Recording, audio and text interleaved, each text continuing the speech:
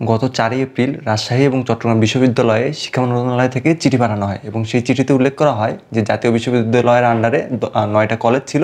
সেই 9টা কলেজ এখন এই 2টা ভার্সিটির আন্ডারে থাকবে। এর মধ্যে 5টা রাজশাহী বিশ্ববিদ্যালয়ের আন্ডারে, সেগুলো রাজশাহীর মধ্যে, এবং 4টা চট্টগ্রাম বিশ্ববিদ্যালয়ের আন্ডারে, সেগুলো চট্টগ্রামের মধ্যে আর কি। তো এখন এই 2 ভার্সিটির স্টুডেন্টের মধ্যে নানা রকম আলোচনা হচ্ছে যে অধিভুক্তির ফলে আসলে স্টুডেন্টের জন্য ভালো হবে নাকি খারাপ হবে। এটা দুই স্টুডেন্টের জন্য হয়েছে, যারা কলেজে ছিল তাদের জন্য কি ভালো হবে কিনা, আর যারা ভার্সিটিতে তাদের জন্য কোনো খারাপ প্রভাব ফেলবে কিনা, এটা নিয়ে বেশ চর্চা হচ্ছে। তো সেটা নিয়ে ভাবলাম যে একটা ভিডিও বানানো যাক। আজকের টপিক এটাই। আর যেহেতু অলরেডি বাংলাদেশের এরকম একটা অভিজ্ঞতা আছে, ঢাবির আন্ডারে যেটা 7টা কলেজ আছে, অলরেডি 7 বছর হয়ে গেছে, তো সেটার আলোকে আমরা বিশ্লেষণ করার চেষ্টা করব যে এই যে কলেজগুলোকে বিশ্ববিদ্যালয়ের আন্ডারে নিয়ে আসা হয়, এটাতে আসলে কতটুকু লাভ হয়, কতটুকু ক্ষতি হয়। তো চলুন শুরু করা যাক। দেখুন, এই কলেজগুলোকে বিশ্ববিদ্যালয়ের আন্ডারে আনার প্রধান যে কারণটা থাকে সেটা হচ্ছে যে শিক্ষার মান বাড়ানো, তদারকি বাড়ানো।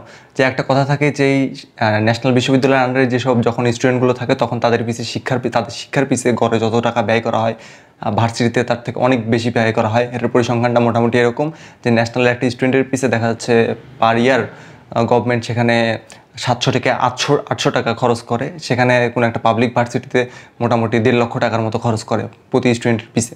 এই খরচের হিসাবটা নিয়েও ওদিকে বিস্তারিত যাচ্ছে না আর কি, কীভাবে সেই হিসাবটা করা হয়। তো এই তাদের শিক্ষার মান পিছিয়ে থাকে, যে দেখা যাচ্ছে অনেক স্টুডেন্ট ক্লাসই করে না ঠিক মতো, জাস্ট খালি পরীক্ষা অ্যাটেন্ড করতেছে, পরীক্ষার কোশ্চেনের মান নিয়ে প্রশ্ন থাকে, পুরা সিস্টেমটা নিয়ে কোশ্চেন থাকে আর কি। সেই কোশ্চেনটা দূর করার জন্য, শিক্ষার মান বাড়ানোর জন্য মেইনলি এই অধিভুক্তগুলো করা হয়ে থাকে। দেখুন, যেসব কলেজ অধিভুক্ত করা হচ্ছে, প্রথমত ভাবে যে তাদের সুবিধা কী কী হতে পারে। প্রথমত হচ্ছে শিক্ষার মান বাড়া। শিক্ষার মান এখানে কীভাবে বাড়বে, যে একটা ভার্সিটির আন্ডারে দিয়ে দিলাম আর শিক্ষার মান বেড়ে গেল। নর্মালি কীরকম হতো, যখন ভার্সিটির আন্ডারে ছিল না তখন ছিল জাতীয় বিশ্ববিদ্যালয়ের আন্ডারে, গাজীপুর থেকে এটা পরিচালনা করা হয়। সারা বাংলাদেশের যতগুলো কলেজ ছিল সবগুলো এর আন্ডারে, অনার্স বিভাগ আর কি।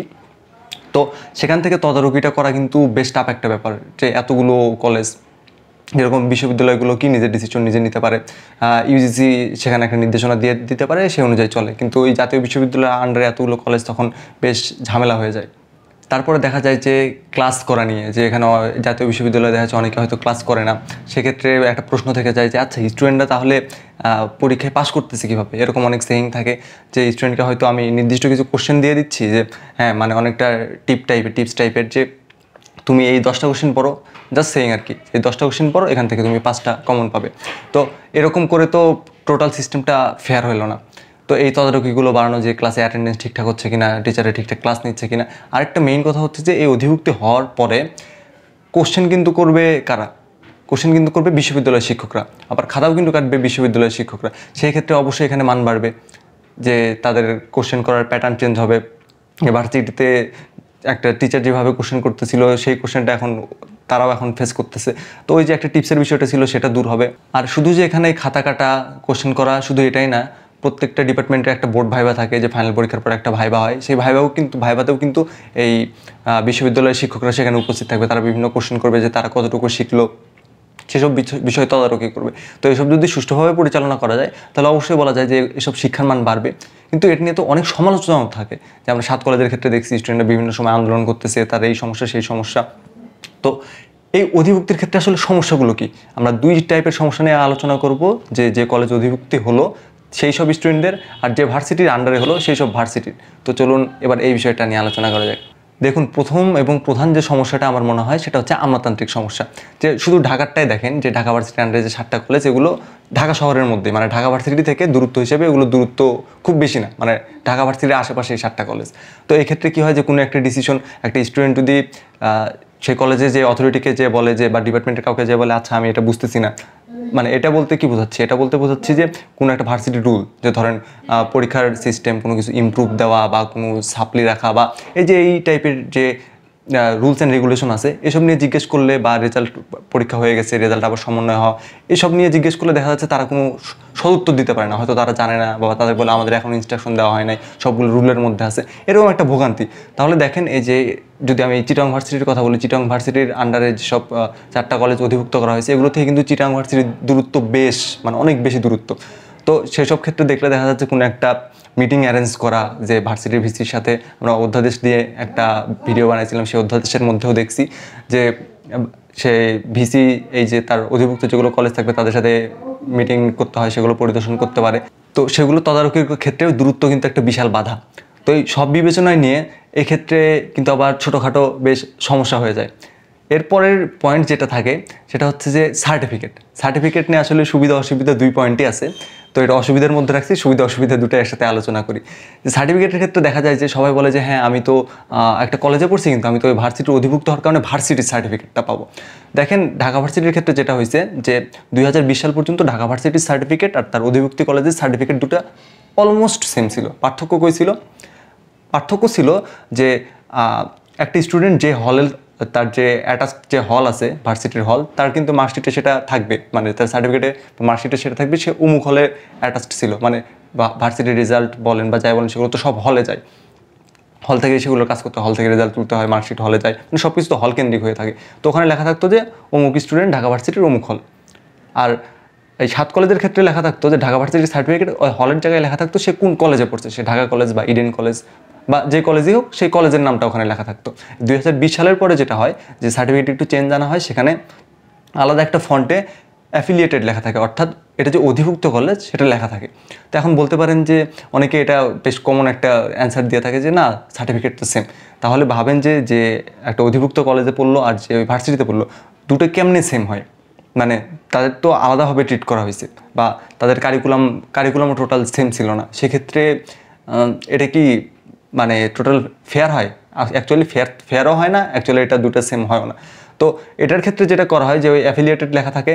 তো এটার ফলে কি হয় যে আমি বলতে পারি যে যেগুলো ন্যাশনাল ছিল বা অন্যান্য ন্যাশনাল আছে তার থেকে এই সার্টিফিকেটের ভ্যালু বর্তমানে বাংলাদেশের শিক্ষা ব্যবস্থার যে সিস্টেম আর কি সেই ফিল্ডের প্রেক্ষাপটে বলা যায় যে তার থেকে ভ্যালু একটু বেশি, কিন্তু ভার্সিটির থেকে আবার ভ্যালু একটু কম। তো আমি যখন ওই ন্যাশনালের সাথে তুলনা করবো সেই ক্ষেত্রে আমি বলতে পারি সুবিধা।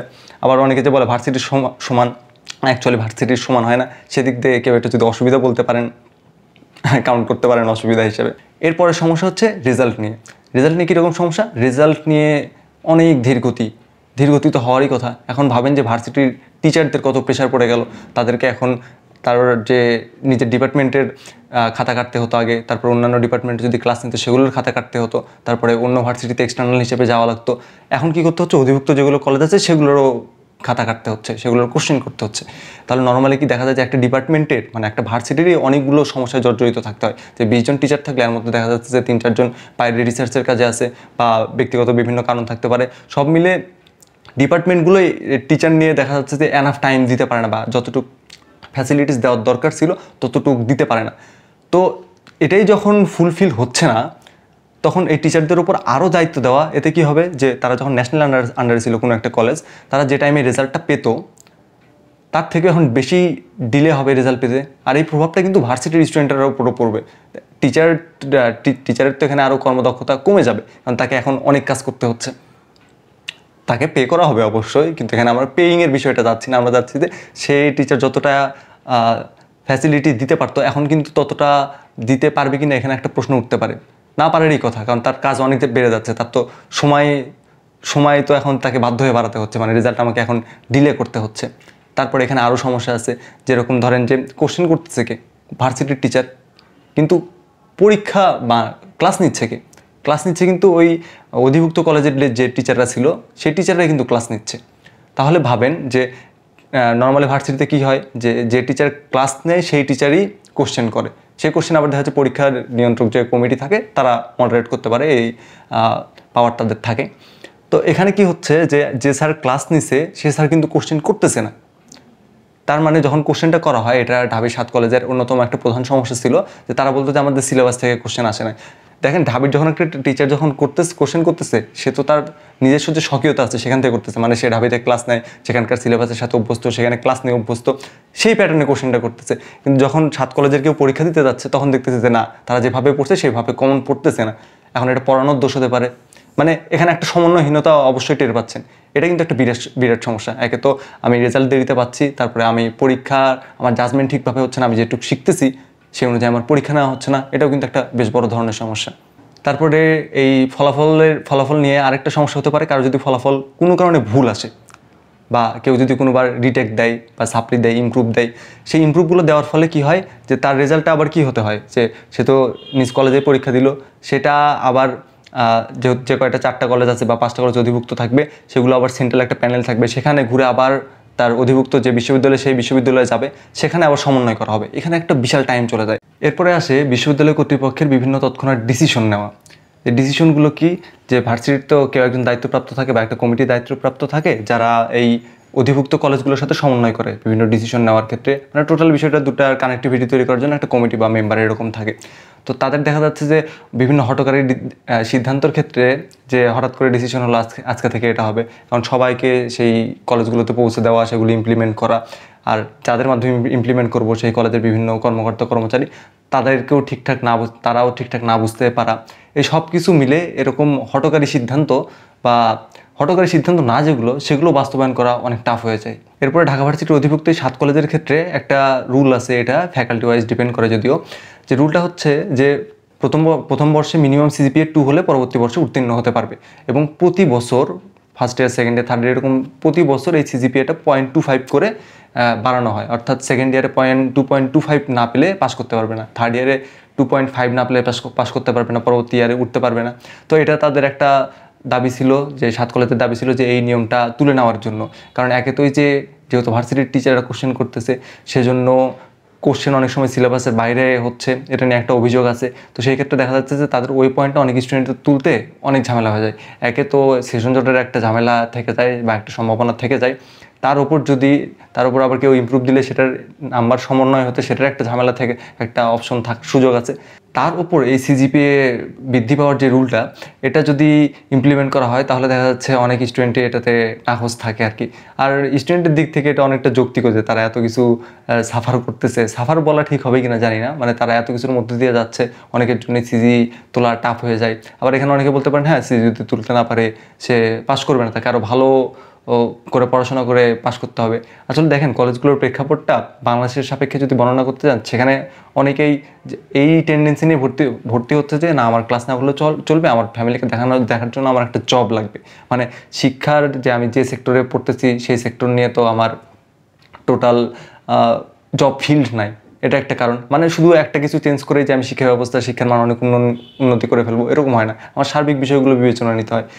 এরকম আর কয়েকটা ভিডিও আছে শিক্ষা ব্যবস্থা নিয়ে, যে মেডিকেলের কোশ্চেন ফার্স্ট নিয়ে আসে, জেলায় বিশ্ববিদ্যালয় হওয়া উচিত কিনা সেটা নিয়ে আসে। তারপরে পাবলিক ভার্সিটির ভর্তি পরীক্ষা নিয়েও ভিডিও বানানো আছে, প্লেলিস্টে গেলে আপনারা সব পাবেন। তো ওগুলো দেখতে পারেন, তাহলে আরও কনক্রিট আইডিয়া পাবেন যে শুধু যে এই অধিভুক্ত হওয়া এটাই সমস্যা, শুধু এরকম না, বা এটাই সমাধান এরকম না। এর সাথে আরও অনেক ইন্ডিকেটর আছে, যেগুলো চেঞ্জ করলে তারপরে প্রপারলি সমাধান পাওয়া সম্ভব। তাছাড়া দেখা যাচ্ছে নতুন আরেকটা সমস্যা আসবে, সেটা দূর করতে আরেকটা সমস্যা আসবে, সেটা দূর করতে আরেকটা সমস্যা আসবে। মানে এরকম সমস্যার একটা চেন তৈরি হতে থাকবে যদি সার্বিক শিক্ষা ব্যবস্থা একবারে ঢেলে সাজানো না হয়। তো এই বিষয়ে আপনার কি মন্তব্য বা ভিডিওটা কেমন লাগলো জানাতে পারেন।